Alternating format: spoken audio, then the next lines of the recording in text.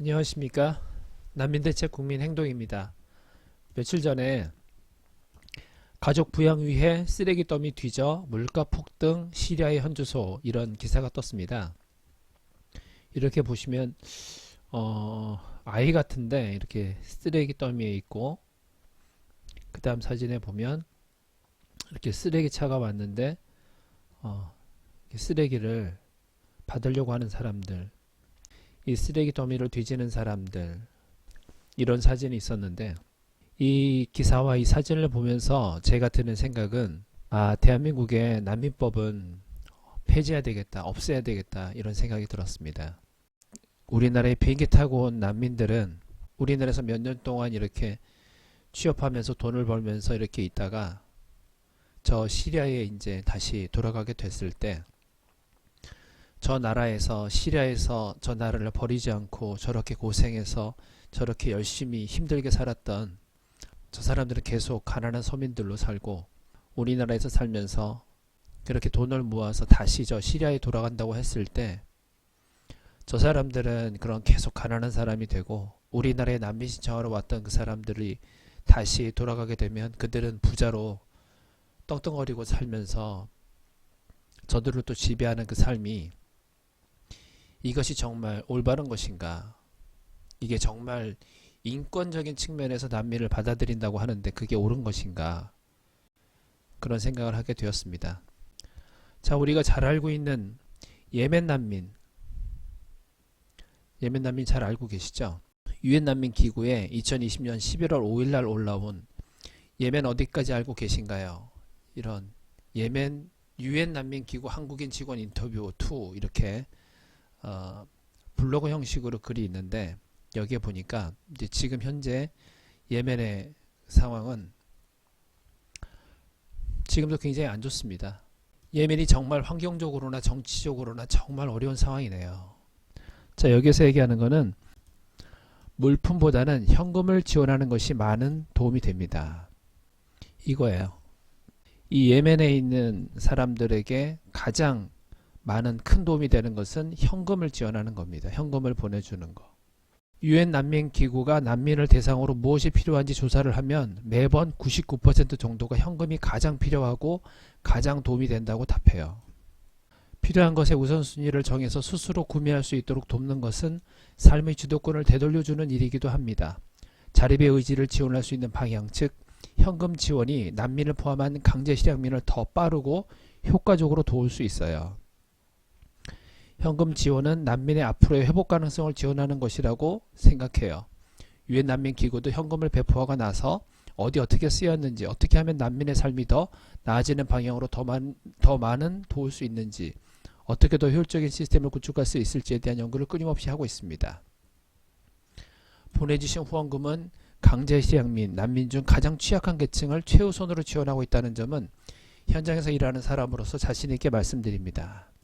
이렇게 예멘 난민들을 돕는 것이 가장 좋은 방법은, 몇 명 되지도 않는 500명 정도 됐었죠. 몇 명 되지도 않는 예멘 난민을 우리나라에 그렇게 비행기까지 타고 와서 드리는 그 방법보다 예멘에서 직접 있는 그 불쌍한 난민들 직접적으로 현금을 지원해 주는 것이 가장 좋은 방법이라고 얘기하고 있습니다.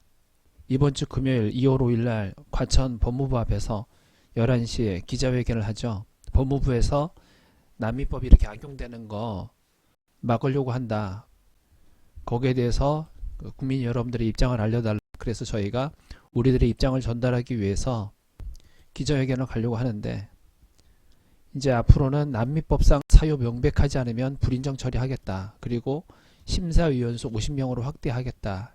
이렇게 하고 있는데, 이 심사위원수 50명을 인건비를 5천만 원 정도로, 1년에 5천만 원 정도로 따져봤을 때 1년이면 25억이나 되는 돈입니다.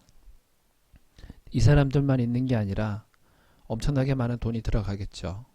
이런 아까운 돈을 우리나라에서 쓰면 얼마 안 되는 돈인지 모르겠지만, 이렇게 시리아에 있는 쓰레기 더미를 건지고 있는 그곳에서 나오지 못하는 그 불쌍한 사람들, 그리고 이렇게 예멘에서 고생하고 있는 그 사람들, 거기에 그렇게 조금이라도 단 한 푼이라도 이 현지에 있는 이 사람들을 지원하면 훨씬 더 많은 사람들을 구할 수 있고 또 자립을 시킬 수도 있습니다. 작년에는 우리나라에 알카에다 교관이 우리나라에 난민 신청하면서 우리나라에서 체류하고 있었습니다. 그리고 난민 신청했던 시리아인은 IS 포섭 활동을 했었습니다. 이 사람은 2007년도에 입국해서 난민 인정 받지 못하니까 인도적 체류 허가 받아서 우리나라에 거주했습니다. 10년 이상 우리나라에서 거주했어요. 근데 이 사람이 우리나라에 그렇게 10년 넘게 있으면서 외국인 근로자들에게 IS 홍보하고 가입 회유하거나 협박하고 이렇게 활동을 했습니다. 많은 분들이 알고 계실 것 같은데 얼마 전에 침뱉고 가족 협박하고 콩고 민주공화국 출신 난민 나비가 조건만 남사로 징역 4년을 선고받게 됐었죠. 그리고 또 얼마 전에는 담배 좀 달라고 하는 걸 우리나라 사람이 거절하자 강도로 돌변한 모로코 난민들 각 징역 3년 6개월 4년 이렇게 난민들이 우리나라에서 이렇게 범죄를 저질렀죠. 우리나라에 난민 신청하는 사람들이 대부분 진짜 난민이고 이렇게 무시무시하고 이렇게 위험한 사람들은 몇 명 되지 않기 때문에 그냥 난민 받아들이자 이렇게 해야 되는 걸까요? 우리나라에서 이런 난민들을 받아들이는 것은 굉장히 위험한 일입니다. 이런 범죄를 저지르는 사람들이 소수이기 때문에 상관이 없다라고 얘기할 수가 없어요. 가뜩이나 이 알카에다 교관이었던 사람은 우리나라에서 잡은 것도 아니고요. 외국에서 알려줬어요. 우리나라에 알려졌기 때문에 이렇게 잡은 겁니다. 이렇게 우리나라에서 IS 포섭 활동했던 이 사람은 10년 넘게 있었는데도 우리나라에 못 잡았잖아요. 이런 상황이라면 우리나라에서 난민법을 폐지해서 난민은 아예 전 세계에서 어느 누구도 신청하지 못하게끔 막은 다음에 실제 이렇게 시리아에 있는 사람들이라든지 예멘에 있는 사람들이라든지 이 사람들을 직접적으로 지원을 해서 이 사람들이 스스로 자립할 수 있고 스스로 일어날 수 있게끔 해야 그게 정말 우리나라도 안전하게 하고 더욱더 많은 난민을 돕는 것이 아니겠습니까? 예, 난민대책 국민행동은 그렇게 생각합니다. 이상 난민대책 국민행동이었습니다. 감사합니다.